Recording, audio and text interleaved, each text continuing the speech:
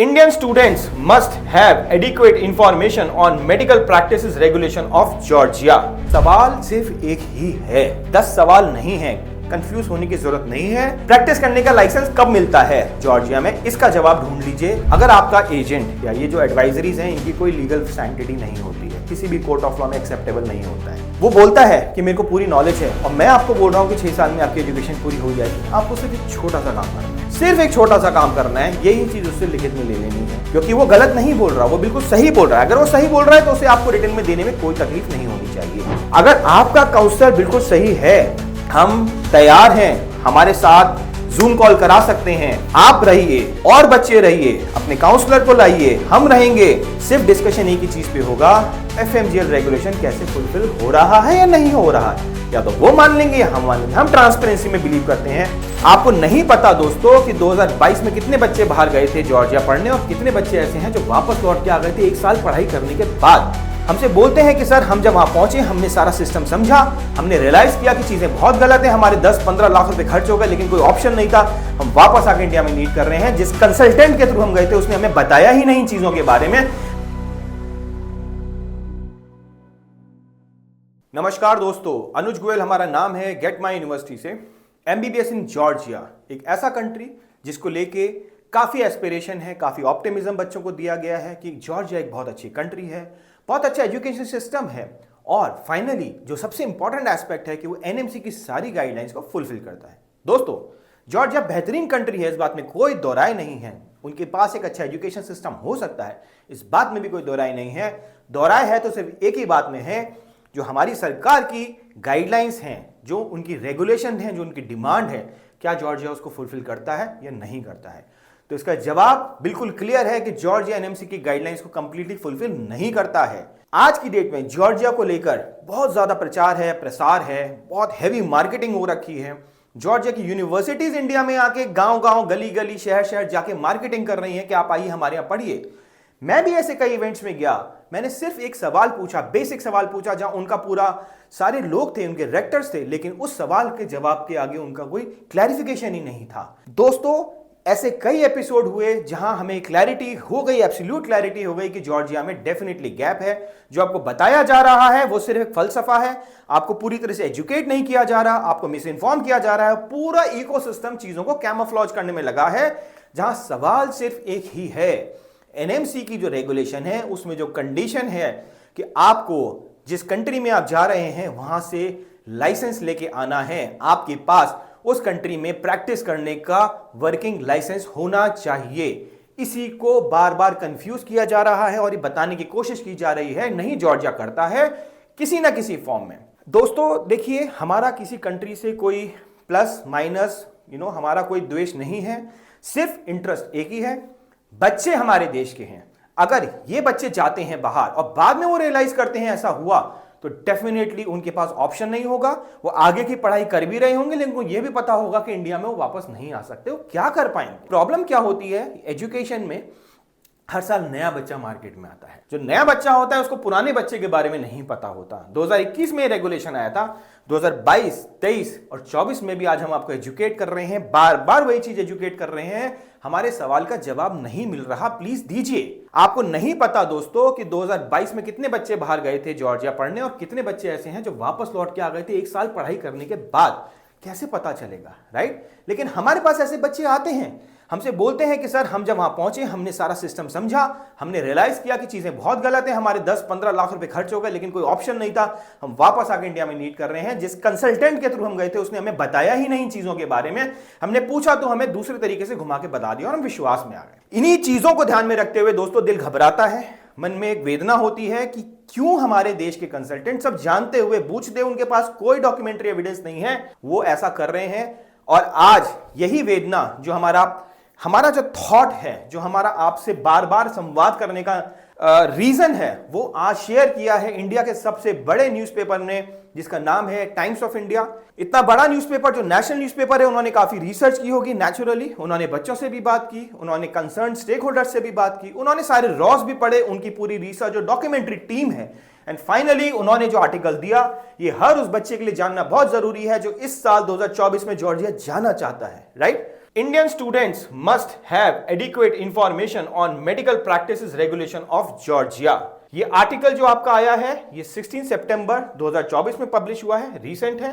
Several aspirants are being misguided as study abroad agents who withhold crucial government rules on post study practice.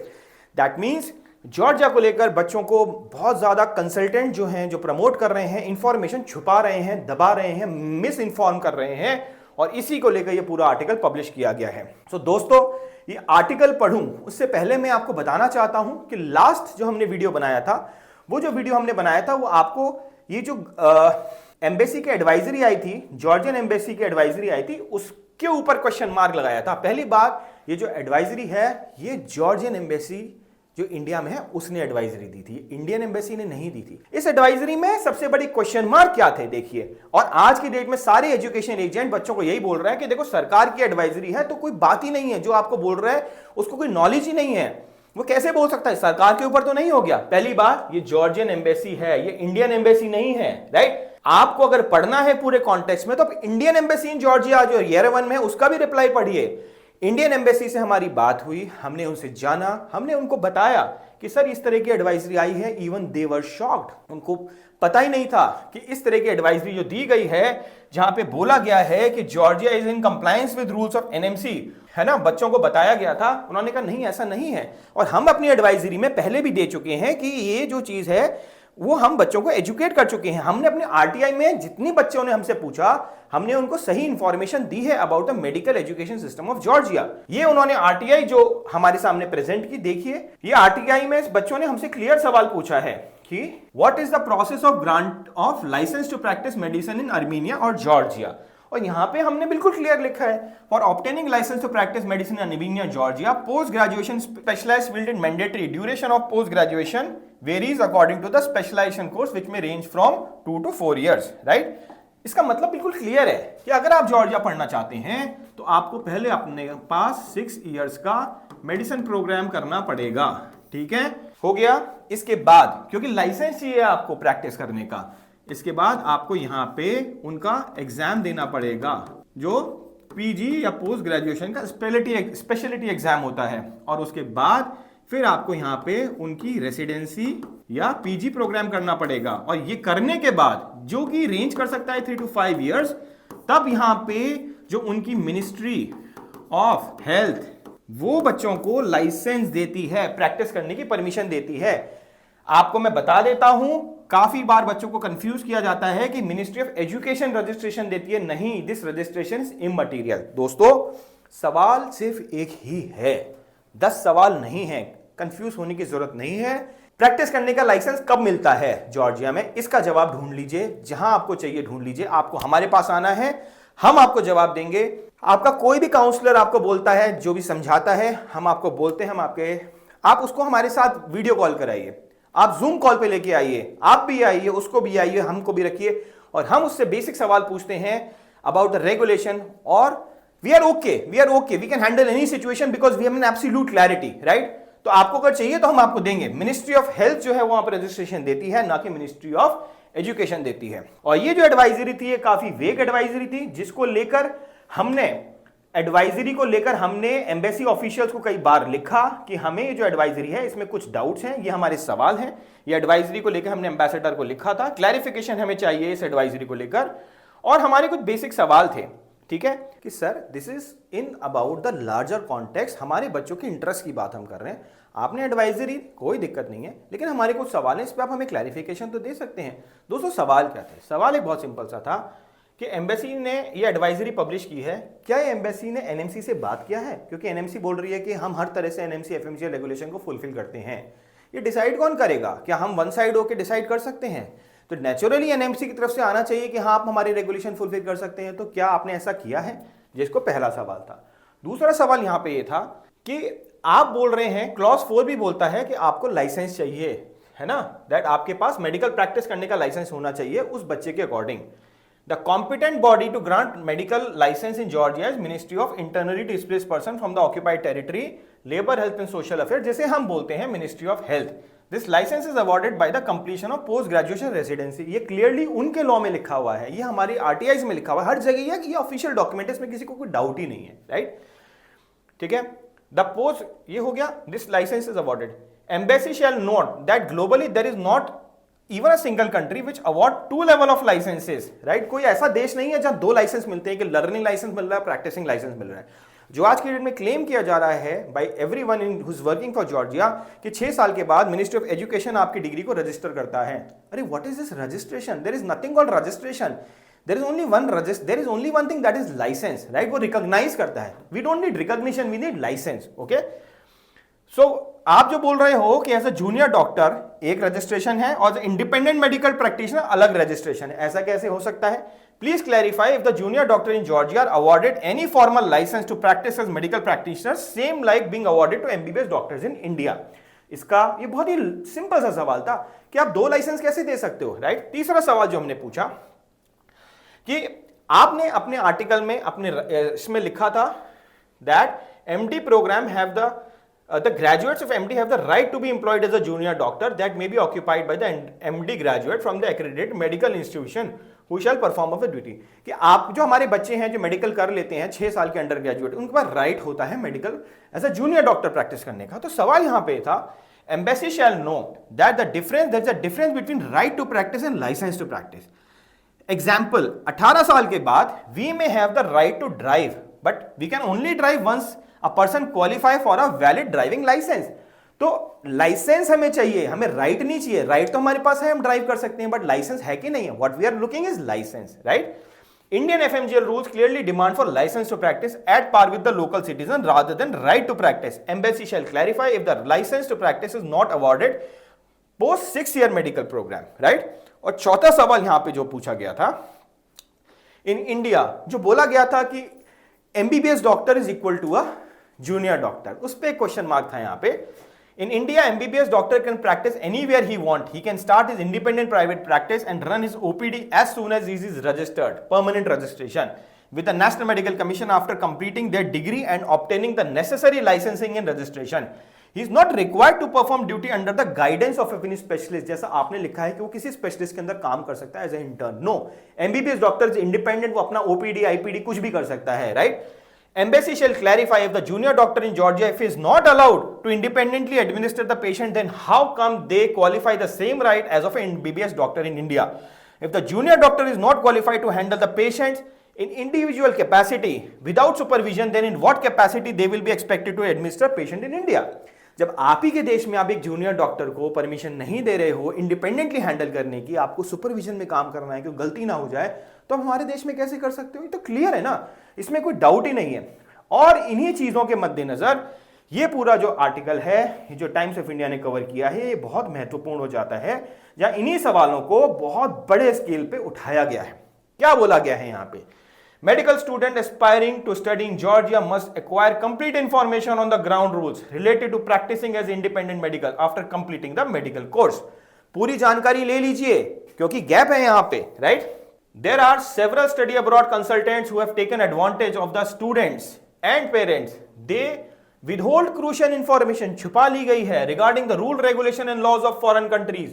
These agents provide incomplete information promising medical education that meet NMC criteria. बोला जाता है हम fulfil करते हैं लेकिन नहीं कर पा रहे हैं, right? Which may not be the accurate or reliable. Innocent students and parents often realize this only after they land in a foreign country and face difficulty because regulation पूरा नहीं हो पाता है।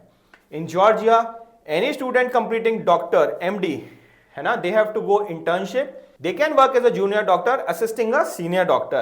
Most of them do not fulfill the criteria to appear in the FMG exam and struggle to get practice license. दोस्तों, बहुत बड़ा सवाल उठाया गया है, बहुत बड़ी क्वेश्चन मार्क है, और यही चीज हम आपको समझाते आ रहे हैं बार बार, राइट? सिंपली यहां पे फिर से बताया गया है कि जॉर्जिया का लॉ क्या बोलता है। जॉर्जिया का लॉ ये बोलता है that medical undergraduate have a right to practise as junior doctor. सब बात तो एक ही कर रहे हैं, पॉइंट यही है, फिर कंफ्यूजन क्यों किया जा रहा है, right? That can be held by MBBS graduate from a state accredited medical institution, right? उसके बाद उन्हें पोस्ट ग्रेजुएट रेजिडेंसी कोर्स करना पड़ता है और right to independent medical practice, फिर उन्हें वहां पे लाइसेंस मिलता है, और उसके बाद उन्हें जो उनका एग्जाम होता है यूनाइटेड स्टेट सर्टिफाइड एग्जामिनेशन, वो पास करना पड़ता है। पहले मेडिसिन कंप्लीट करिए 6 साल की, फिर ये एग्जाम पूरा करिए जिसे यूनाइटेड स्टेट सर्टिफाइड एग्जाम बोलते हैं इन जॉर्जियन लैंग्वेज, फिर आप अपनी रेसिडेंसी करिए 3 से 5 साल की, उसके बाद आपको लाइसेंस मिलेगा जो एनएमसी मांग रही है। क्लियर, कोई डाउट नहीं है इस बात को लेकर। आगे चलते हैं उसके बाद, राइट। फिर एक पेरेंट का एग्जाम्पल दिया गया, किस तरह से उसको बताया गया, उसे डिसीव किया गया। इसका लिंक मैं आपको डाल दूंगा, आप डिस्क्रिप्शन बॉक्स में जरूर पढ़िए इस आर्टिकल को। और furthermore, it is concerning that the NMC does not recognize the junior doctor license provided in Georgia. To achieve the right to independent medical practice, student will have to spend 9 years in Georgia and pass FMG in India, right? और finally यहाँ पे फिर बताया गया है आपको कि जो बोला जा रहा है एम्बेसी वाला, उसमें कितना गैप है, right.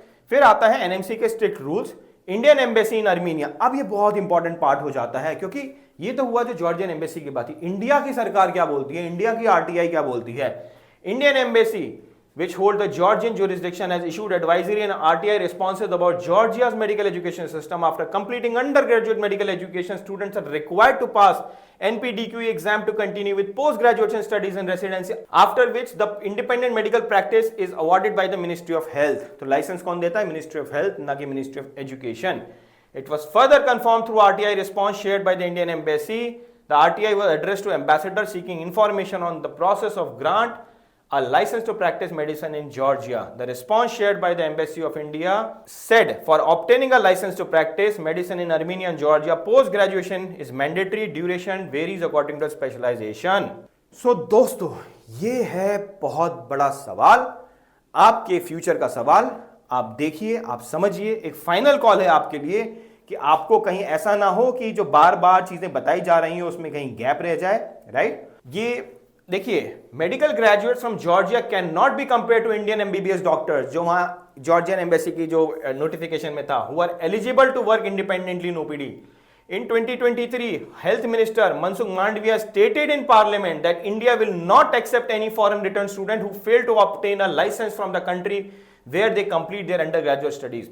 Thousands of Indian students are planning to pursue medical education in Georgia, and the Indian regular NMC needs to clarify whether these students will be allowed to practice in India once they return after the completion of implementation of MCL regulation. So दोस्तों, ये सारे सवाल और ये बहुत major article है जो आपको अवेयर कर रहा है कि प्लीज आप अपनी रिसर्च फिर से करिए, देखिए। मैं आपके सामने एक बहुत सिंपल सी आज एक अपील देना चाहता हूं, राइट। हो सकता है आपको लगे, स्टिल आपको लगे कि हम सही नहीं हैं, या कहीं ना कहीं आपके जो भी कंसल्टेंट है, काउंसलर है, बोलें कि ये लोग आपको इन्फ्लुएंस करने की कोशिश कर रहे हैं। हमारा कोई ऐसा मोटिव नहीं है।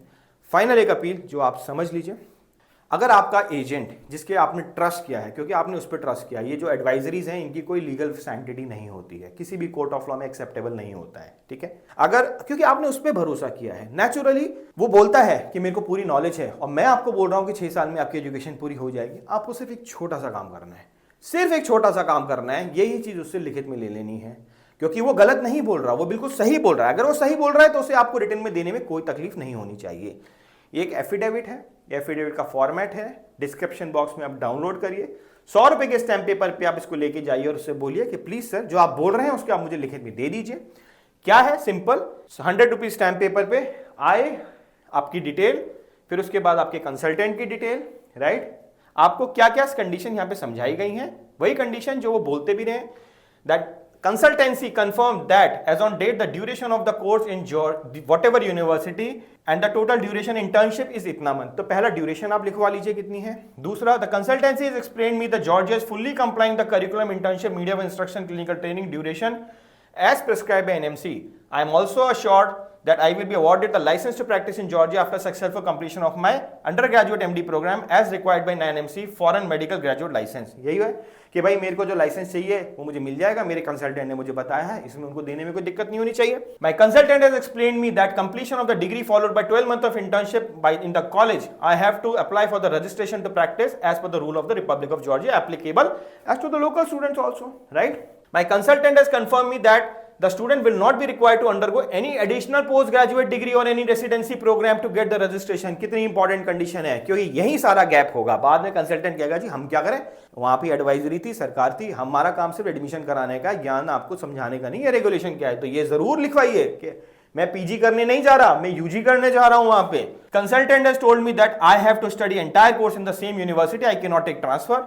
Consultant has assured me that Georgia is fully complying the rules of regulation, and finally the most critical condition कि अगर कुछ ऐसा हो जाता है जहां गैप आए, my consultant has assured me that in case there is a kind of variation in duration, syllabus, internship, license to practice duration during my medical education in the Georgia, which can lead to my disqualification in grant of registration in India, the consultancy director partner will bear the complete responsibility of my financial losses which are incurred in form of tuition fees, hostel fees, living expense and others। मतलब जितना वो देखो, इसमें आप कुछ नया तो मांग ही नहीं रहे, आप यही तो बोल रहे हो सर, आप बोल रहे हैं, हम आपकी बात मानते हैं, हमें नहीं कंफ्यूजन हो रही है, हम बहुत कंफ्यूज हो गए हैं, अनुज सर ये बोलते हैं, एम्बेसी ये बोलती है, ये अखबार ये बोलता है, आप ही की एश्योरेंस है, आप हमें ये दे दो भाई। हाँ, एश्योरिटी तो देनी पड़ेगी, लेकिन अगर कहीं गैप हुआ, क्योंकि आपको मालूम होना चाहिए अगर आप गैप खा गए तो आप इंडिया वापस नहीं आ पाओगे, है ना। एडवाइजरी आप जानते हैं, ये आप साइन कराइए, यहाँ अपना नाम, अपने पेरेंट का नाम, अपने कंसल्टेंसी फर्म का नाम और नीचे जो एफएमजीएल रेगुलेशन है उसका एनेक्चर में कि ये सारी कंडीशन फुलफिल करता हूं। अगर आपका कंसल्टेंट जो भी आपका वेल विशर काउंसलर है जिसने आपको जॉर्जिया के बारे में बताया है, अगर हम गलत हैं तो नेचुरली उसे साइन करना चाहिए।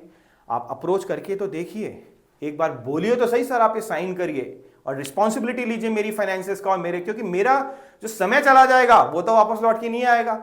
कम से कम खुदा ना खास्ता अगर मेरा पैसा गया उसकी तो रिस्पॉन्सिबिलिटी कभी नहीं लेगा, क्योंकि इंटरनली वो भी जानता है, दिल में वो भी जानता है कि कहां गड़बड़ है, कहां चीजों में गैप है, बट मोटिवेशन किस चीज की है, क्योंकि पैसा बहुत है, राइट। सो दोस्तों, किसी इंडिविजुअल स्पेसिफिक बात नहीं कर रहा, मैं सिर्फ आपको समझाने की कोशिश कर रहा हूं और बोल रहा हूं आपका करियर जा रहा है, आपका सब कुछ जा रहा है, आपको नहीं पता कितने बच्चे लौट के आए हैं, हमसे कोई सपोर्ट चाहिए आप लीजिए। अगर आप उन बच्चों से कनेक्ट करना चाहते हैं जो एजुकेशन छोड़ के पैसा लगा के आए हैं, हम आपको कनेक्ट कराएंगे। अगर आपका काउंसलर बिल्कुल सही है, हम तैयार हैं, हमारे साथ जूम कॉल करा सकते हैं, आप रहिए और बच्चे रहिए, अपने काउंसलर को लाइए, हम रहेंगे। सिर्फ डिस्कशन एक ही चीज पे होगा, एफएमजीएल रेगुलेशन कैसे फुलफिल हो रहा है या नहीं हो रहा है, या तो वो मान लेंगे या हम मान लेंगे। हम ट्रांसपेरेंसी में बिलीव करते हैं and we want that this whole event जो भी हम डिस्कशन कर रहे हैं आपके सामने टेलीकास्ट भी होना चाहिए। तो दोस्तों, ये एक हमारा छोटा सा प्रयास था आपको बताने के लिए, क्योंकि एक बहुत बड़ा इवेंट है। लोग बोलेंगे, हमें बहुत आदत है, हमें पता है इस वीडियो के नीचे बहुत हेट कमेंट्स आएंगे, लोग हमें बहुत बुरा भला बोलेंगे, बट हमें कोई असर नहीं पड़ता, हमें कोई अंतर भी नहीं पड़ता, क्योंकि हमारी आंसरेबिलिटी बनती है सिर्फ आप स्टूडेंट्स के लिए। We are not answerable to any consultant जो कहीं ना कहीं किसी ना किसी फॉर्म में आपको मोटिवेट या इन्फ्लुएंस करने की कोशिश कर रहा है। तो ये जो आज आर्टिकल था टाइम्स ऑफ इंडिया में, ये बहुत ही इंपॉर्टेंट है। ऐसे ही कोई बड़ा न्यूज़पेपर न्यूज़ नहीं देता, you should think once twice. और फिर भी अगर आपकी कम्युनिटी डाउट है, आप अपने काउंसलर से जूम कॉल शेड्यूल करिए, हमें बुलाइए, वो रहेंगे, अपने बच्चों को बुलाइए और आप खुद डिसाइड करिए कि हम गलत हैं, वो गलत हैं या कौन गलत है। Thank you guys, we wish आप गलत डिसीजन ना लें, जहां आपको जाना है जाएं, सोच समझ के जाएं, बाद में रिग्रेट ना रखें, क्योंकि लाइफ में एक ही चांस मिलता है, वो चांस आपके हाथ से वेस्ट नहीं होना चाहिए। Thank you very much. Have a lovely life, have a wonderful career. Say hello to GMU, the one-stop shop for all your admission needs. We introduce you to the finest universities and help find the best fit based on your profile. We help with applications and assist with documentation, visas and even accommodation. With over a decade's worth of experience, 40 university partners in 10 countries worldwide and more than 5,000 satisfied students, GMU does it all. Fix a meeting with us today.